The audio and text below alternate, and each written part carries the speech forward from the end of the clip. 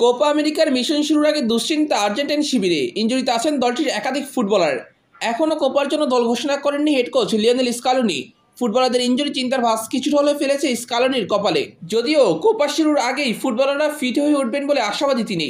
ইনজুরিতে পড়া ফুটবলারদের তালিকায় রয়েছেন Lionel Messi, Marquis Acuña, Pezzella এবং এনজো ফার্নান্দেজ। যুক্তরাষ্ট্রের মেজর লিগ সকারের ম্যাচে মন্টেলের বিরুদ্ধে ইনজুরিতে পড়েছিলের মেসি। যদিও সেই ইনজুরি নিয়ে পুরো ম্যাচ শেষ করেছেন অ্যালেম টেন। তবে মেসি যে সুস্থ নেই এবং তার বিশ্রামের প্রয়োজন দুটিই নিশ্চিত করেছে মার্কিন গণমাধ্যম।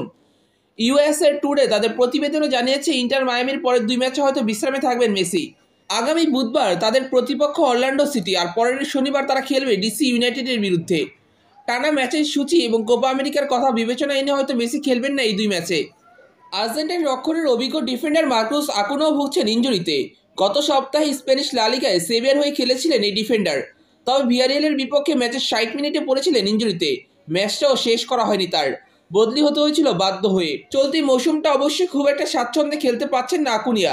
32 বছর বয়সী ডিফেন্ডার লিগে খেলতে পেরেছেন মোটে 19 ম্যাচ, তবে ইনজুরিতে পড়েছেন 5 বার। লিওনেল মেসিও খুব একটা নিয়মিত হতে পারছেন না এই মৌসুমে, বেশ কয়েক দফায় মাঠের বাইরে থাকতে হয়েছে তাকে। এছাড়া ইনজুরিতে পড়েছেন আর্জেন্টাইন সেন্টার ব্যাক পেজেলা, যিনি ব্যাকআপ সেন্টার ব্যাকের তালিকায় বড়ই পছন্দের ফুটবলার লিওনেল স্কালোনির জন্য। দুশ্চিন্তা আছে বিশ্বকাপে আর্জেন্টিনার হয়ে দুর্দান্ত পারফরমেন্স করে বিশ্বকাপের সেরা উদীয়মান খেলোয়াড়ের খেতাব পাওয়া চেলসির মিডফিল্ডার এনজো ফার্নান্দেজকে নিয়ে।